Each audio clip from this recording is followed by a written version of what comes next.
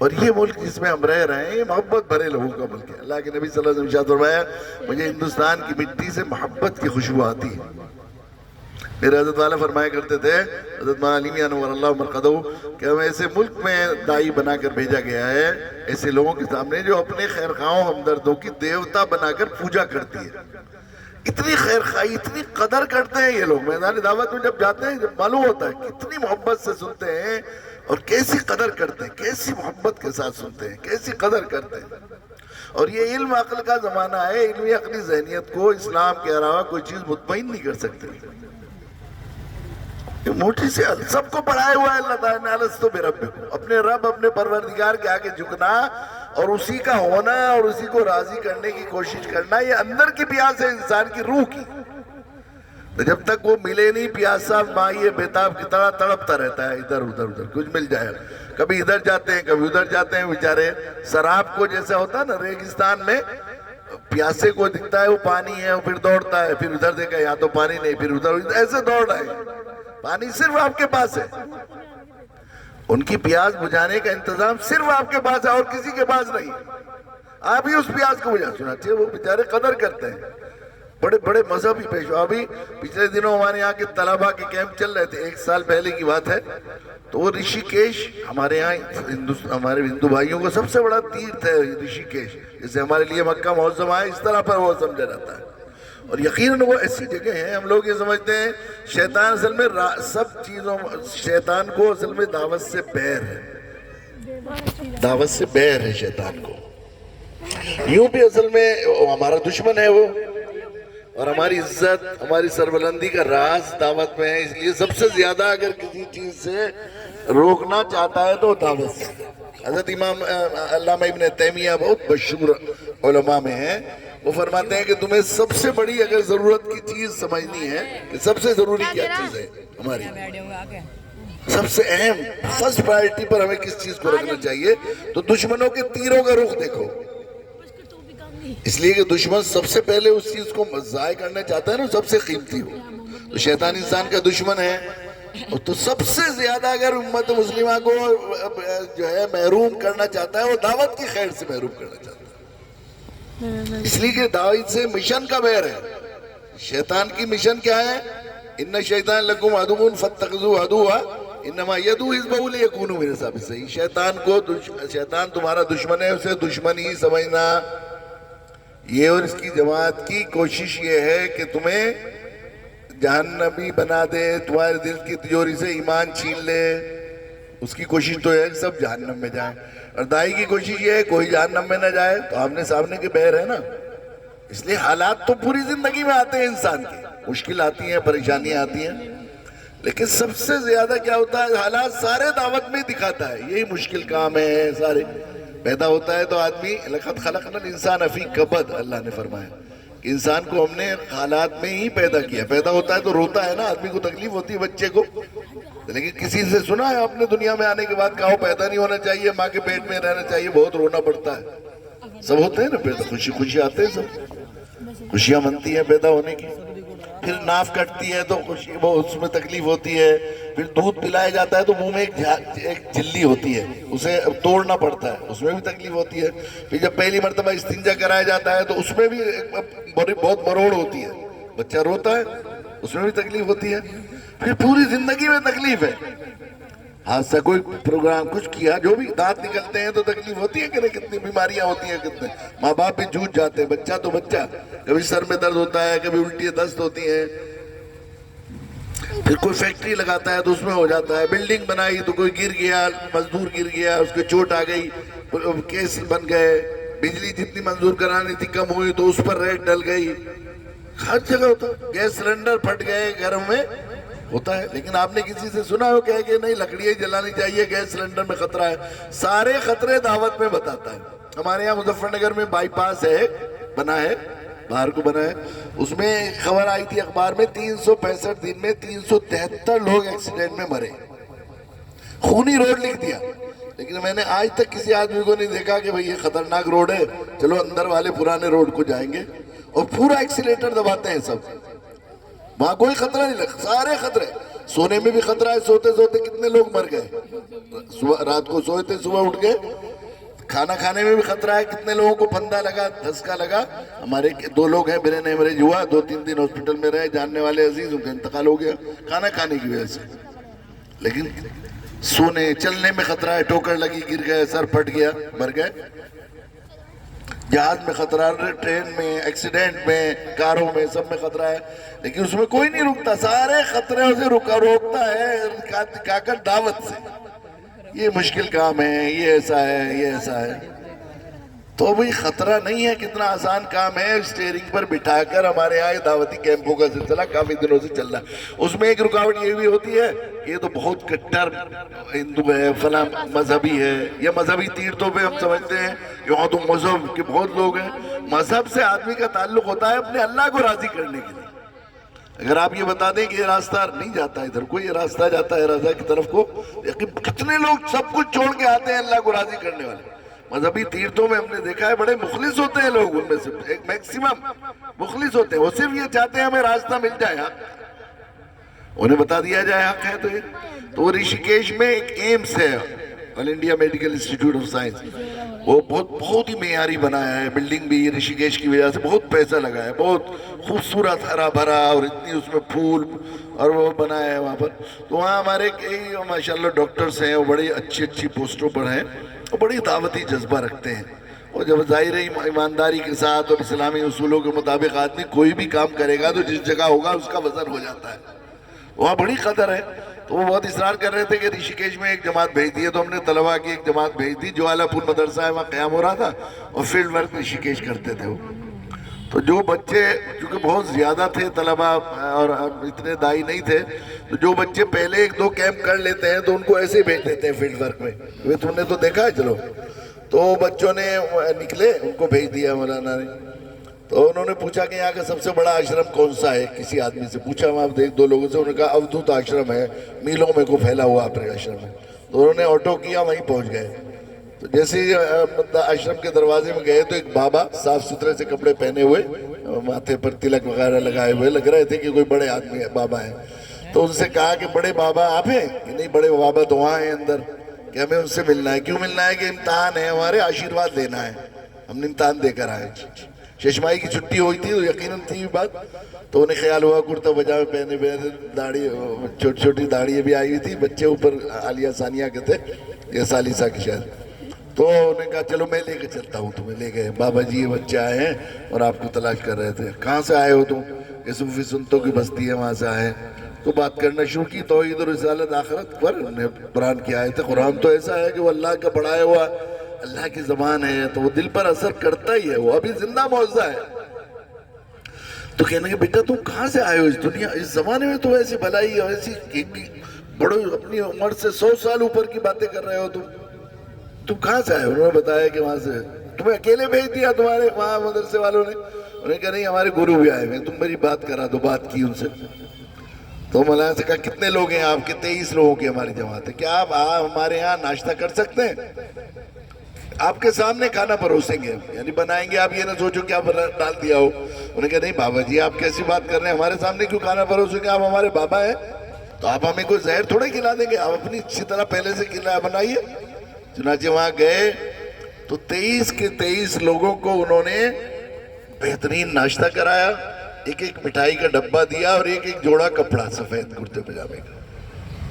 صرف 5-10 منٹ اللہ کی بات انہیں بتائی. لیکن ایسی باتیں بتائیں انہوں نے, دیدے کھول دیے ہمارے, کہ بنانے والے کی پوجا کی جاتی ہے. سمجھ میں آتی ہے بنانے والے کی پوجا کی جائے, جو بنانے والا ہے. تو مورتیوں کو ہم نے بنایا, انہیں ہمارے سامنے جھکنا چاہیے تھا. ان کی جتنی موٹی بات سمجھ میں نہیں آ رہی ہمیں. کیسی بات بتائی انہوں نے, ہم دھرم کے نام پر لوگوں کو ٹھگتے پھر رہے ہیں. یہ کہا بابا, ان کا احسان مانا. ایسی قوم ہے, ان کو ہم نے خیر بنا دیا, فریق سمجھ دیا, بنا دیا, حریف بنا دیا. اور پھر جو ہے نہ پہنچانے کی وجہ سے وہ بیچارے جائے, ان کا حق مارا ہے. ہماری ذمہ داری تھی, ہم نے حق مارا ہے ان کا. اور نہ پہنچانے کی 1,54,000 لوگ 24 گھنٹے میں مرتے ہیں.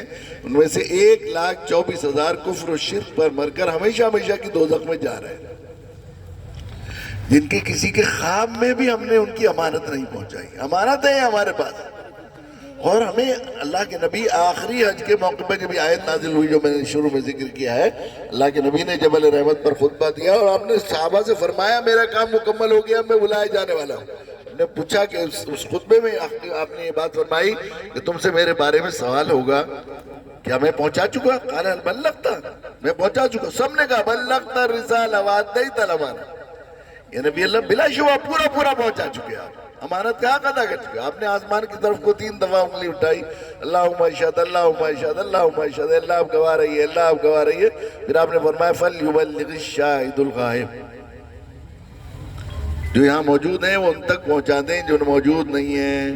یہ امانت دے کے دے رہا ہوں، یہ دین تمہاری ملکیت بنا کے نہیں جا کے دے رہا ہوں، اور ہم سب کو اس کا شعور ہے، اور اس شعور کے سلسلے میں انتظام ہے دین میں۔ روزہ اطہر پر جب حاجی جا کر سلام پیش کرتا ہے تو سلام کے جو معصورہ الفاظ سکھائے ہمیں بتائے جاتے ہیں وہ کیا، الصلاۃ والسلام علیک یا رسول اللہ، الصلاۃ والسلام علیک یا حبیب اللہ، کچھ الفاظ کے ساتھ، اس کے ساتھ بلغت الرسالہ وادیت الامانہ ونصحت الامہ، یہ الفاظ یاد کرواتے ہیں پیم میں، حج کے کیمپ میں بھی یہیں سے یاد کروائے جاتے ہیں کہ دیکھو اس بات کا اقرار کر کے آنا کہ نبی ہے، پیارے نبی جو ہمیں آپ امانت دے کر گئے تھے وہ ہمیں اس کا شعور ہے کہ ہمارے پاس امانت ہے پہنچانی۔ اس کے بعد کبھی خیال بھی نہیں آیا ہمیں، کسی کے خواب میں بھی ہم نے دعوت نہیں دی، اور اتنے لوگ روزانہ مر رہے ہیں بیچارے، اور ہمارے یہاں برادران وطن یہیں سے بیچارے بے دردی سے جلائے جاتے ہیں، اور ہم ان کو ظالم اپنے کو مظلوم کہتے ہیں۔ عجیب بات یہ ہے، اور جب اللہ کا قانون نافذ ہوتا ہے، اللہ کا ضابطہ جو قانون کبھی بدلتا نہیں، ظالم کی طرف اللہ کا خیر، مظلوم کی طرف اللہ کی رحمت،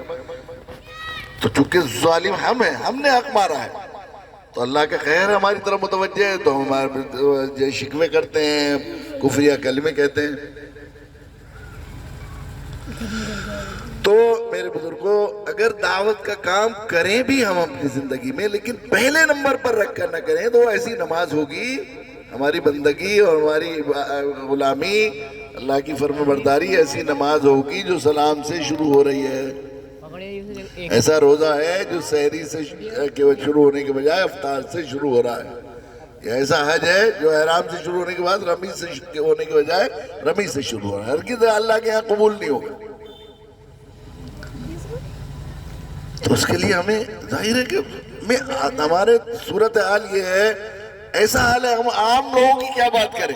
میں وہاں حیدرآباد میں گیا 92 93 94 میں 3 سال سفر کیا، تو وہاں علماء کے اور مدارس وغیرہ میں بات کی، 4-5 سال جانا نہیں ہوا، 5-6 سال کے بعد جانا ہوا، تو حضرت مولانا خالد سیف اللہ صاحب کے ادارے میں کچھ علماء کی ایک مجلس تھی، تو مجلس کے بعد کہنے لگے کچھ علماء آپ سے ملنا چاہتے ہیں۔ مولانا رضوان صاحب وہاں کے بڑے بہت ہی اہم فعال علماء میں تھے، سبیل السلام مدرسہ وہاں کا بڑا ادارہ ہے، اس کے محتمم وہ بھی تشریف لائے، کچھ علماء تھے۔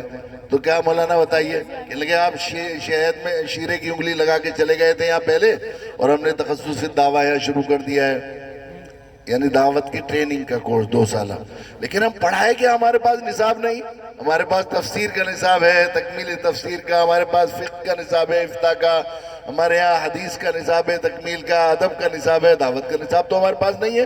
وہ آپ کے جو رسالے ہیں وہ ہیں، وہ ترغیبی ہیں، وہ یہ تو نہیں ہے کہ نصاب ہے، ارمغان یا وہ پڑھائی جاتی ہیں تو اس سے رغبت تو ہو سکتی ہے، لیکن بحیثیت فن تو نہیں پڑھا دیں۔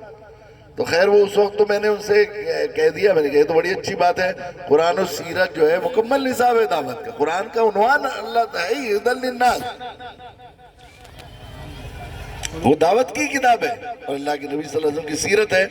تو وہ بھی بہت مطمئن ہوئے، میں بھی بہت مطمئن ہوا کہ سوال تو بہت اچھا، میں نے جواب بہت اچھا دے دیا، اور یہ بہت خوشی ہوئے ہو کہ ایسا ایک دم جواب دے دیا اتنا مکمل۔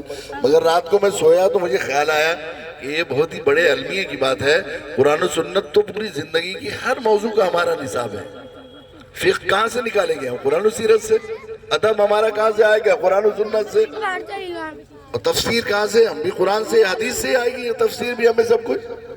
لیکن یہ بالکل کیسے علمیہ ہے کہ امت دعوت نے دعوت کو کتنا نظر انداز پیچھے رکھ دیا کہ امت دعوت کے پاس دعوت کا نصاب نہیں ہے ابھی تک۔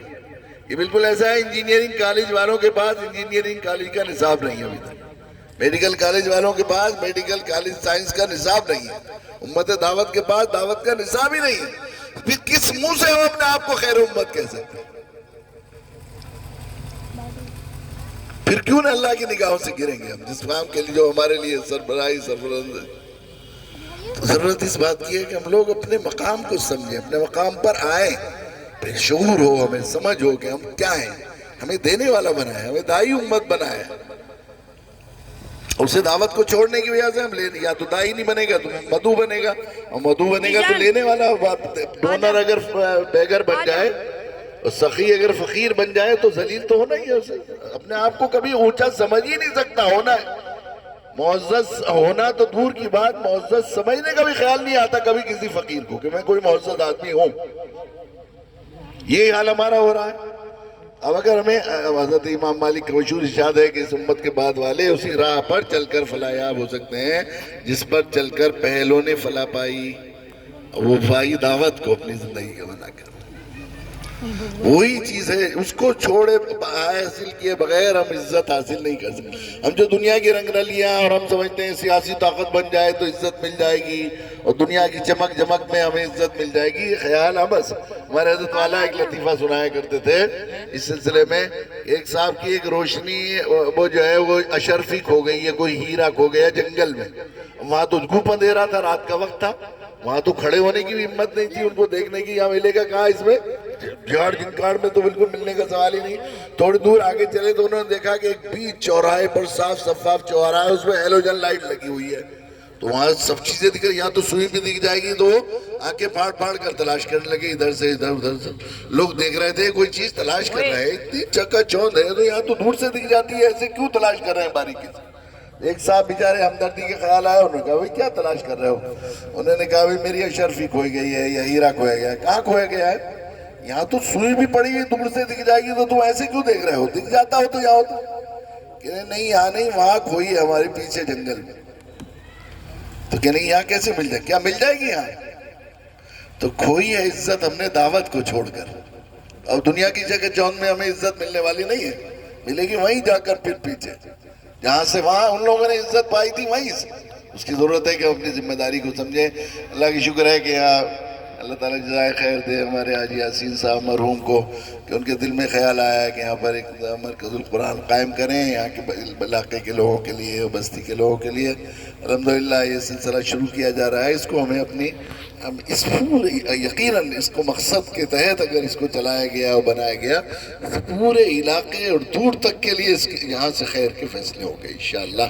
یہ یقیناً اللہ تعالیٰ بہت مبارک کرے. ہم سب کو اپنی ذمہ داری کو سمجھنا بھی چاہیے اور ہم سب کو یہاں پر اس کے ساتھ جڑنا بھی چاہیے. اللہ تعالیٰ ہم سب کو توفیق دے. اللہ تعالیٰ کہ ہم لوگ 100% 14 سال پہلے دار ارقام اور دار ابو ایوب کی تمام فکری اور مقصدی ان تمام چیزوں کا خیال کرتے ہوئے اس ادارے کو بنائیں اور چلائیں. اللہ اور اس کے واسطے سے ہمیں پھر کھویا ہوا خیر امت کا مقام حاصل کرنے کی توفیق نصیب فرمائے. خدا ہاں دیکھیے ابھی اس کی تعمیر شروع ہو رہی ہے تو ہم لوگ کم سے کم فوراً اپنی امادگی کا اظہار کریں.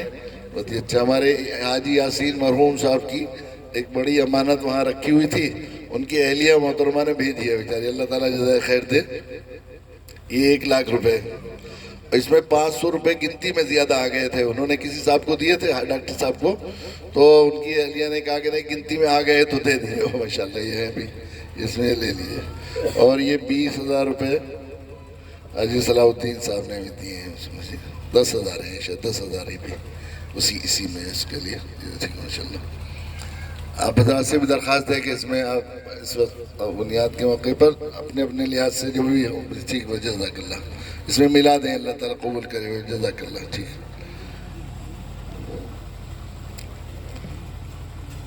سب لوگ کچھ نہ کچھ شریک ہو جائے، کچھ جن کے پاس نہ ہو پڑوسی سے لے لیں، کچھ ہاتھ ہی لگا دیں، ایسا کر لیں سب لوگ ہم لوگ، تاکہ پتہ لگے کہ ہم لوگ اس میں شریک ہونے کے لیے آئے ہیں، نہ صرف تماشائی بننے نہیں آئے. ہم لوگ اس کام میں شریک ہونے کے لیے آئے. لگا دیں بھائی، کچھ نہیں تو ہاتھ ہی لگا دیں کم سے کم. اللہ کو قبول کریں گے ماشاءاللہ. چلیں جزاک اللہ. جیسا بھی کوئی بڑے رقم چھوٹے اچھے سے اچھا نوٹ ہو تو زیادہ اچھا اللہ کے لیے. دی وہ دیے ہیں، وہ اس کے لیے دیے ہیں، زکوٰۃ کے پیسے ہیں وہ الگ صدقے کے دیے تھے. دیے تھے وہ اس کے الگ سے دیے تھے. اس میں 5 اور بھی